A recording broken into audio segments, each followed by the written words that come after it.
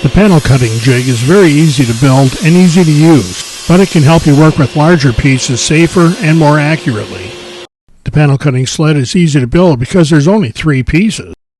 I make the body of this jig from 5/8 inch thick particle board because it's stable and comes very flat. Some people like to go with thicker material, but I really don't see any point in a jig this size. This material is plenty strong. The fence rail is cut from the same piece of particle board. Like the body, there's really no point in using heavier material here. The miter slot rail is the 3rd piece, and we cut that from hardwood. And that miter slot rail runs the full width of the jig. You can install this piece with a few countersunk screws, or cheat like I do and staple it down with a little glue under it. You can also use one of the metal miter slot rails if you'd like. I always keep a piece of red oak laying around for just this purpose. But we have to start with cutting our 24 by 24 inch piece of particle board down to size. Our sled will end up a little bit under 24 inches wide, and you'll see why later, but we only want it 18 inches deep.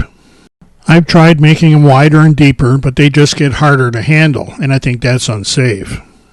Our first cut will be to bring the body down to its final width or depth. That's 18 inches. There's nothing difficult about building a panel cutting sled, but you want to be as accurate as you can at every step. With the fence set, we'll get everything started and up to speed, and carefully make this pass on the body to cut it down to 18 inches. We want to focus on keeping this piece against the fence, because that way we wind up at 2 exactly parallel edges, and that'll be important later on. Now we reset the fence to 1.5 inches so we can cut the fence rail from the remaining piece of the particle board. I always use a push handle when I make this kind of a cut because it's a lot safer. The long nose on a push handle also helps me keep the wood flat against the fence so we get parallel edges again. Modern miter slots are almost always 3/4 of an inch wide, but check yours just to be sure. Now this piece of red oak fits my slot pretty tight, but we're going to fix that later on after we get it cut down to the right thickness. My miter slot is about 3/8 of an inch deep, but we don't want the wooden miter follower to be dragging on the bottom of the slot, so we need to make that a little bit thinner. Leaving that little space under the miter follower helps prevent it from binding up if we get some sawdust in the slot. And here I'm going to mark my cut at just over 1/4 of an inch. That'll leave a little gap below this rail in the slot. I don't want to try making this cut with the 1/4 inch wide piece against the fence, so I'll set my fence so the cut mark is on the outside of my blade. I want to make sure it's to the outside of the blade so when we make the cut it leaves that piece that's just over 1/4 of an inch thick. People forget about aligning the cut mark with the outside of the blade when they make a cut like this, and they do that all the time. I'd tell you that I make this mistake all the time too, but I'm doing the editing so you won't see any of that. Here again, when we make this cut, I want to take my time and make sure it stays flat against the fence so we get a real consistent, straight cut. And as I get closer to the other end, I use a push handle to guide the rest of the stock past the blade because this is so close to the fence. This is a saw stop machine, but that doesn't mean I get to be stupid. The guide rail on the original panel cutting sled was 26 inches long, but that was just too much. I'm going to cut the rail for the new panel cutting sled to 22 inches, and that should be a lot easier to handle. Now when I try the new guide rail in the slot, it's still pretty tight. Just a little bit of work with a sanding block will improve that fit quite a bit. We'll fine-tune this later after it's installed on the base. We just want to make sure it goes in the slot and moves relatively freely now. Next, we measure from the edge of the miter slot to the edge of the blade slot. In this case, it's like 5¼ inches. After installing the miter slot follower, we want to be able to take a full cut down the side of the panel cutting sled. So we're going to set that 5½ inches in from the edge of the sled. I've made a mark 5½ inches in from the edge of the panel cutting sled. And now I'm going to use a really good square to make sure I get a nice straight line down across the bottom of my panel cutting sled. This is where being very accurate is more than a good idea. It's necessary if you want this sled to work right. We're going to use a little bit of glue and some mechanical fasteners to hold this rail onto the sled. That little bit of glue is going to be important forever, but the mechanical fasteners are just going to be important for the first 2 or 3 hours, really. Now we can turn the piece over and carefully align its edge with our layout line. Now you can secure this runner to the sled body with a few screws that are countersunk into it. But if you're anything like me, I've got some faster tools on hand. My narrow crown stapler is way faster. Now you want to take your time and get this first end lined up right. You get this end anchored right, and the rest of it gets a lot easier. Now with this end pinned down, I can concentrate on making sure that it's straight. After a little messing around to make sure that I had this exactly straight, I went ahead and pinned down the other end. And I can see that the middle of this rail is bowed out just a little bit over the line, so I can pull that back by hand and staple it in place. Then, as always, go back with the instruments and check it to be sure we got it right. Before letting the glue dry, we want to make sure we wipe up any squeeze out we get along this edge. The corner of the miter slot will catch on that glue, so we want to make sure we get all this stuff out. After the glue's dried, we can go ahead and put it in the slot and check the fit, and it's a little bit snug. Just a little work on both sides with a sanding block corrected that fit. The last step with this miter runner is we want to lubricate it, and there's nothing better for that than Johnson's paste wax. Any paste wax will work, but we want some silicone-free wax for this.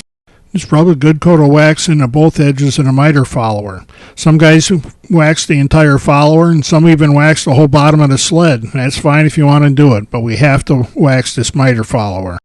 When the wax is dry, make sure you use a clean rag to buff it out. This gets rid of any excess wax so you don't get it all over the table saw. Now we can flip it back over and put it in the miter slot for one final test. It still has just a hint of a tight spot, but that'll go away quickly with use. Now if we offset the miter runner right, we can make a cleanup cut along this edge to make sure that this edge of the jig is exactly parallel to the miter slot. Make sure that your hands are well away from the blade and making one nice clean pass down the side to trim the edge of the sled. Because we know that this edge is perfectly parallel to the miter slot, we install a fence based off of this edge. To prepare the fence, I'm going to drill and countersink holes for 3 screws.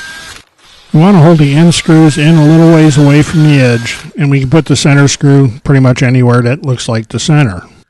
And like the miter runner, we're going to put a little bead of glue down the back side of the fence too. With the glue in place, we can set the piece on the back edge of the jig, and for now we're going to set it flush to the back edge. Notice I have the fence hanging out over the edge that we trimmed on the body earlier. We want to leave a little extra here so we can trim this back to match the body later on. I always use this pilot hole shooter because it makes sure that the screw doesn't pull this piece out of line when I tighten it up. We'll shoot one screw in the end, and then I get the square out again. We want to take our time and make sure that we get this fence exactly square to the side that we trimmed off. This is the key to the whole sled.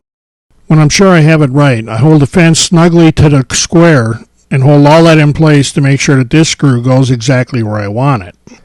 And here again, I use that pilot hole shooter to make sure that this screw doesn't pull the piece out of alignment when I tighten it up. Then I can install that screw, and we're almost done.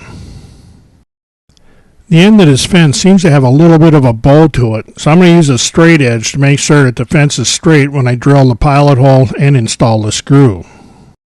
We have to be as accurate as we possibly can through this whole process in order for this sled to come out right. The bow in this fence was probably less than a 32nd of an inch, but getting it right is going to help in the end. All that's left is to raise the blade and trim off the end of the fence so it's exactly flush with the end of the sled. When using the panel cutting sled, remember that we have to place the stock being cut on the sled and set the blade height that way. We don't want too much of the blade sticking above the wood here either. You'd set it up like you would a normal cut flat on the table. On this kind of sled, we make our cutoff marks on the back end of the wood where it meets the sled fence. Then because we know we trimmed this off with the blade, we can set that cutoff mark right with the edge of the fence and know that's exactly where the cut will be made. Make sure that you have the fence drawn back far enough that you can place the wood on it, line your cut mark with the edge of the fence, and still not be near the blade. Keep your hands far away from the blade and just push it through and make the cut. We just want to keep the wood against the fence. And naturally we shut the saw off and wait for the blade to stop before we retrieve the cutoff piece.